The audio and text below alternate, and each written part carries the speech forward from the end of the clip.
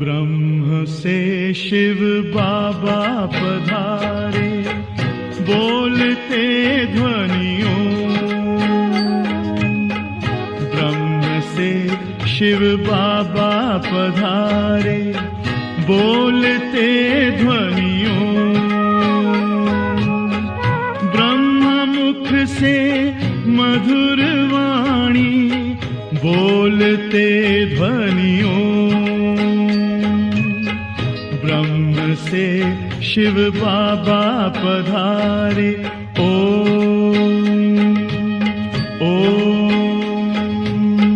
ओम शांति। आज 23 जुलाई 2024 बाबा के महावाक्य है।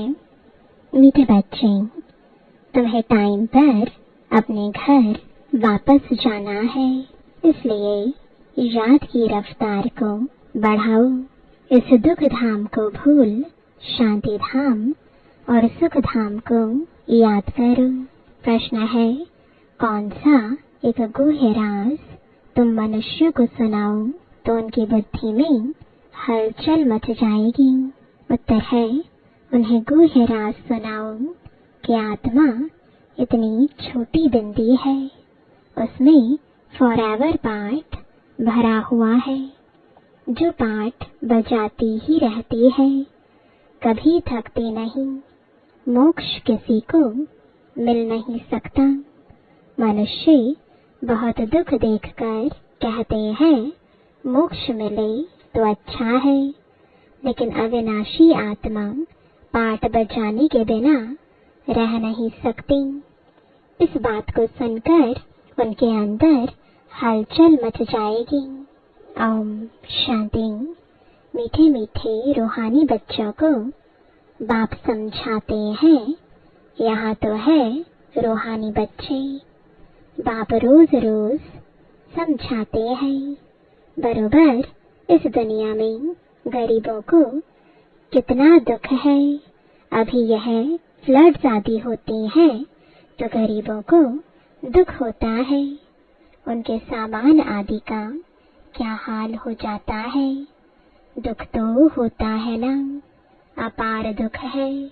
साहूकारों को सुख है, परंतु वह भी अल्पकाल के लिए। साहूकार भी बीमार पड़ते हैं, मृत्यु भी बहुत होती है। आज फलाना मरा, आज यह हुआ, आज प्रेसिडेंट है, कल गद्दी छोड़नी पड़ती है। घेराव कर उनको उतार देते हैं, यह भी दुख होता है। बाबा ने कहा है दुखों की भी लिस्ट निकालो, किस किस प्रकार के दुख है इस दुख धाम में। तुम बच्चे सुख धाम को भी जानते हो, दुनिया कुछ भी नहीं जानती। दुख धाम सुख धाम की भेंट वह नहीं कर सकते। बाप कहते हैं तुम सब कुछ जानते हो, यह मानेंगे कि बरोबर कहते सच है। यहाँ जिसको बड़े बड़े मकान हैं, एरोप्लेन आदि हैं, वह समझते हैं कलयुग को अजन 40,000 वर्ष चलना है, बाद में सतयुग आएगा। घोर अंधियारे में है ना, अब उन्हों को नजदीक ले आना है। बाकी थोड़ा समय है, कहाँ लाखों वर्ष कहते हैं, कहाँ तुम 5,000 वर्ष सिद्ध कर बतलाते हो। यह 5,000 वर्ष के बाद चक्र रिपीट होता है। ड्रामा कोई लाखों वर्ष का थोड़े ही होगा। तुम समझ गए हो जो कुछ होता है वह 5,000 वर्ष में होता है। तो यहाँ दुख धाम में बीमारियां आदि सब होती हैं। तुम तो मुख्य थोड़ी बातें लिख दो, स्वर्ग में दुख का नाम भी नहीं। अब बाप समझाते हैं, मौत सामने खड़ा है। यह वही गीता का एपिसोड चल रहा है। जरूर संगम युग पर ही सतयुग की स्थापना होगी। बाप कहते हैं कि मैं राजाओं का राजा बनाता हूँ, तो जरूर सतयुग का बनाएगा ना। बाबा अच्छी रीति समझाते हैं। अब हम जाते हैं सुखधाम। बाप को ले जाना पड़े। जो निरंतर याद करते हैं वही ऊंच पद पाएंगे। उसके लिए बाबा युक्तियां बतलाते रहते हैं। याद की रफ्तार बढ़ाओ। कुंभ के मेले पर भी टाइम पर जाना होता है। तुमको भी टाइम पर जाना है। ऐसे नहीं कि जल्दी जल्दी जाकर पहुंचेंगे। नहीं, यह जल्दी जल्दी करना अपने हाथ में नहीं है। यह तो है ही ड्रामा की नोंद। महिमा सारी ड्रामा की है। यहाँ कितने जीव जंतु आदि दुख देने वाले हैं। सतयुग में यह होते नहीं। अंदर ख्याल करना चाहिए, वहाँ यह होगा। सतयुग तो याद आता है ना। सतयुग की स्थापना बाप करते हैं। पिछाड़ी में सारा नटशल में ज्ञान बुद्धि में आ जाता है। जैसे बीज कितना छोटा, झाड़ कितना बड़ा है। वह तो है जड़ चीजें, यह है चैतन्य। इनका किसको पता नहीं है। कल्प की आयु लंबी चौड़ी कर दी है। भारत ही बहुत सुख पाता है, तो दुख भी भारत ही पाता है। बीमारियां आदि भी भारत में अधिक है। यहाँ मच्छरों सदृश मनुष्य मरते हैं क्योंकि आयु छोटी है। यहाँ के सफाई करने वालों और विलायत के सफाई करने वालों में कितना फर्क है। विलायत से सारी इन्वेंशन यहाँ आती है। सतयुग का नाम ही पैराडाइज है। वहाँ सब सत प्रधान है। तुमको सब साक्षात्कार होंगे। यह है अब संगम युग, जबकि बाप बैठ समझाते हैं, समझाते रहेंगे। नई नई बातें सुनाते रहेंगे। बाप कहते हैं दिन प्रतिदिन गुहे गुहे बातें सुनाता हूँ। आगे थोड़े ही पता था बाबा इतनी बिंदी है, उनमें सारा पाठ भरा हुआ है फॉरएवर। तुम पाठ बजाते आए हो। तुम किसको भी बताओ तो बुद्धि में कितनी हलचल हो जाएगी कि यह क्या कहते हैं। इतनी छोटी बिंदी में सारा पाठ भरा हुआ है, जो बजाते ही रहते हैं, कब थकते नहीं हैं, किसको भी पता नहीं। अभी तुम बच्चों को समझ पड़ती जाती है कि आधा कल्प है सुख, आधा कल्प है दुख। बहुत दुख देखकर ही मनुष्य कहते हैं इससे तो मोक्ष पालें। जब तुम सुख में शांति में होंगे, वहाँ थोड़े ही ऐसे कहेंगे यह सारी नॉलेज अभी तुम्हारी बुद्धि में है। जैसे बाप बीज होने कारण उसके पास सारे झाड़ की नॉलेज है। झाड़ का मॉडल रूप दिखाया है, बड़ा थोड़े ही दिखा सकते। बुद्धि में सारी नॉलेज आ जाती है, तो तुम बच्चों की कितनी विशाल बुद्धि होनी चाहिए। कितना समझाना पड़ता है। फलाने फलाने इतने समय बाद फिर आते हैं पाठ बजाने। यह कितना बड़ा ह्यूज ड्रामा है। यह सारा ड्रामा तो कभी कोई देख भी ना सके। इम्पॉसिबल है। दिव्य दृष्टि से तो अच्छी चीज देखी जाती है। गणेश, हनुमान, यह सब है भक्ति मार्ग के, परंतु मनुष्यों की भावना बैठी हुई है तो छोड़ नहीं सकते। अब तुम बच्चों को पुरुषार्थ करना है। कल्प पहले मिसल पद पाने के लिए पढ़ना है। तुम जानते हो पुनर्जन्म तो हर एक को लेना ही है। सीढ़ी कैसे उतरे हैं यह तो बच्चे जान गए हो। जो खुद जानते हैं वह औरों को भी समझाने लग पड़ेंगे। कल्प पहले भी यही किया होगा। ऐसे ही म्यूजियम बनाकर कल्प पहले भी बच्चों को सिखाया होगा। पुरुषार्थ करते रहते हैं, करते रहेंगे। ड्रामा में नूंद है, ऐसे तो ढेर हो जाएंगे। गली गली घर घर में यह स्कूल होगा। है सिर्फ धारणा करने की बात।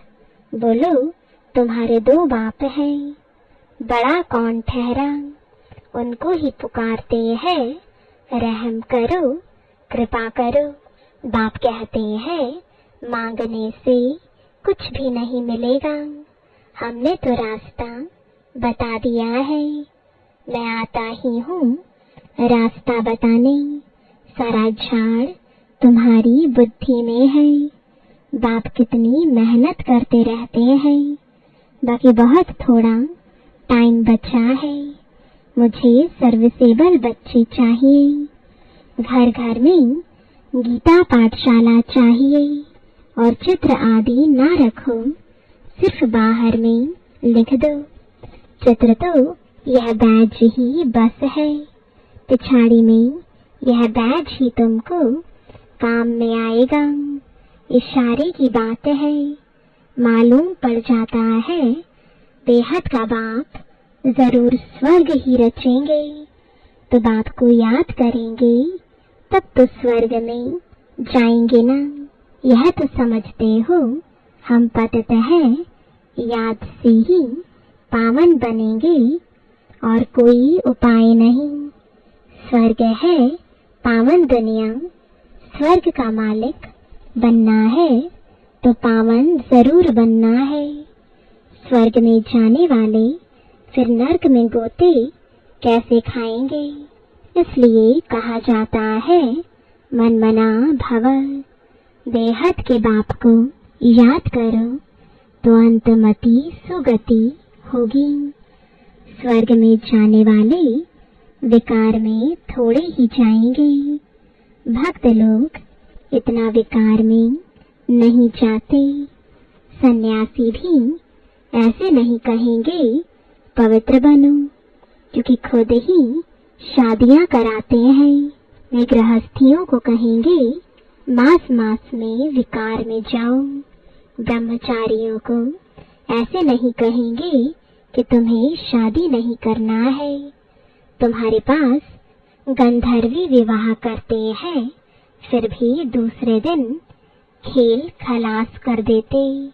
माया बहुत कशिश करती है, तो भी पवित्र बनने का पुरुषार्थ इस समय ही होता है। फिर है प्रारब्ध, वहां तो रावण राज्य ही नहीं, क्रिमिनल ख्यालात ही नहीं होती। क्रिमिनल रावण बनाता है, सिविल शिव बाबा बनाते हैं। यह भी याद करना है। घर घर में क्लास होगा तो सब समझाने वाले बन पड़ेंगे। घर घर में गीता पाठशाला बनाए, घर वालों को सुधारना है। ऐसे वृद्धि होती रहेगी। साधारण और गरीब वह जैसे हम जीन्स ठहरे। बड़े बड़े आदमियों को छोटे छोटे आदमियों के सत्संग में आने में भी लज्जा आएगी, क्योंकि सुना है ना जादू है, भाई बहन बनाती है।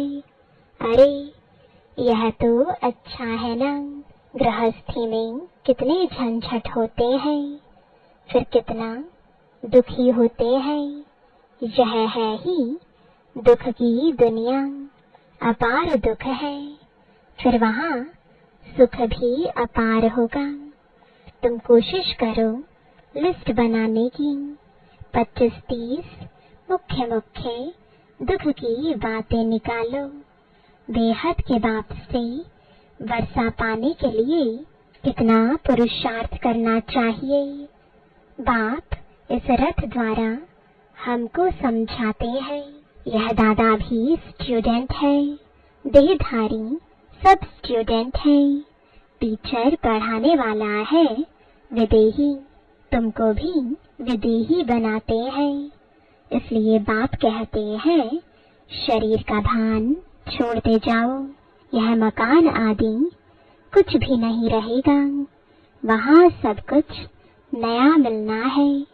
पिछाड़ी में तुमको बहुत साक्षात्कार होंगे।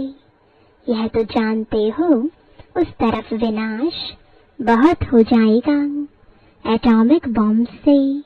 यहाँ के लिए है रक्त की नदियाँ, इसमें टाइम लगता है। यहाँ का मौत बड़ा खराब है। यह अविनाशी खंड है। नक्शे में देखेंगे हिंदुस्तान तो एक जैसे कोना है। ड्रामा अनुसार यहाँ उनका असर आता ही नहीं है। यहाँ रक्त की नदियाँ बहती हैं। अभी तैयारियां कर रहे हैं। हो सकता है पिछाड़ी में इनको बॉम्ब्स भी लोन देंगे। बाकी वह बॉम्ब्स जो फेंकने से ही दुनिया खत्म हो जाए, वह थोड़े ही लोन पर देंगे, हल्की क्वालिटी के देंगे। काम की चीजें थोड़े ही किसको दी जाती हैं। विनाश तो कल्प पहले मिसल हो ही जाना है, नई बात नहीं। अनेक धर्म विनाश, एक धर्म की स्थापना। भारत खंड कभी विनाश को नहीं पाता है। कुछ तो बचने ही है। सब मर जाए फिर तो प्रलय हो जाए। दिन प्रतिदिन तुम्हारी बुद्धि विशाल होती जाएगी। तुमको बहुत रिगार्ड रहेगा। अभी इतना रिगार्ड थोड़े ही है, तब तो कम पास होते हैं।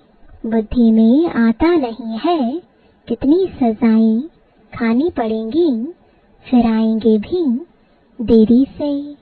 गिरते हैं तो फिर की कमाई चट हो जाती है। काले के काले बन जाएंगे, फिर वह खड़े हो ना सके। कितने जाते हैं, कितने जाने वाले भी हैं। खुद भी समझ सकते हैं इस हालत में शरीर छूट जाए तो हमारी क्या गति होगी। समझ की बात है ना। बाप कहते हैं तुम बच्चे हो, शांति स्थापन करने वाले। तुम्हारे में ही अशांति होगी तो पद भ्रष्ट हो जाएगा। किसको भी दुख देने की दरकार नहीं है। बाप कितना प्यार से सबको बच्चे बच्चे कहकर बात करते हैं। बेहद का बाप है ना सारी दुनिया की, इसमें नॉलेज है तब तो समझाते हैं। इस दुनिया में कितने प्रकार के दुख है। ढेर दुख की बातें तुम लिख सकते हो। जब तुम यह सिद्ध कर बताएंगे तो समझेंगे कि यह बात तो बिल्कुल ठीक है। यह अपार दुख तो सिवाय एक बाप के और कोई दूर कर नहीं सकते। दुखों की लिस्ट होगी तो कुछ न कुछ बुद्धि में बैठेगा। बाकी तो सुना अनसुना कर देंगे। उनके लिए ही गाया जाता है ऋण यानी भेड़ क्या जाने साज से। बाप समझाते हैं तुम बच्चों को ऐसा गुलगुल बनना है। कोई अशांति गंदगी नहीं होनी चाहिए। अशांति फैलाने वाले देह अभिमानी ठहरे, उनसे दूर रहना है, छूना भी नहीं है।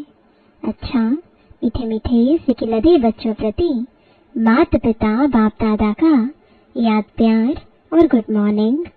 रूहानी बाप की रूहानी बच्चों को नमस्ते, रूहानी बच्चों की रूहानी बाप दादा को गुड मॉर्निंग और नमस्ते। धारणा के लिए मुख्य सार है, पहला, जैसे पढ़ाने वाला टीचर विदेही है, उसे देह का भान नहीं, ऐसे विदेही बनना है। शरीर का भान छोड़ते जाना है। क्रिमिनल आई को बदल सिविल आई बनानी है। दूसरा, अपनी बुद्धि को विशाल बनाना है। सजाओं से छूटने के लिए बाप का व पढ़ाई का रिगार्ड रखना है। कभी भी दुख नहीं देना है, अशांति नहीं फैलानी है। वरदान है, ब्राह्मण जीवन की नेचुरल नेचर द्वारा पत्थर को भी पानी बनाने वाले मास्टर प्रेम के सागर भव।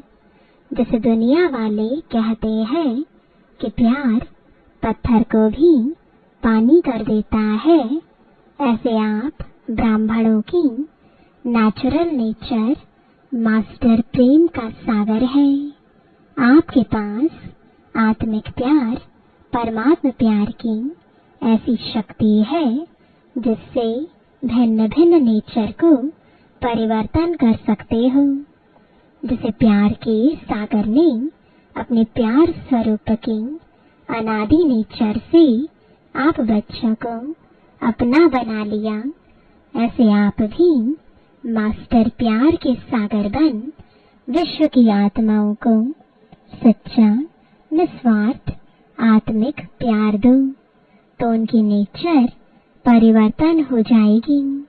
स्लोगन है, अपनी विशेषताओं को स्मृति में रख, उन्हें सेवा में लगाओ, तो उड़ती कला में उड़ते रहेंगे। ओम शांति।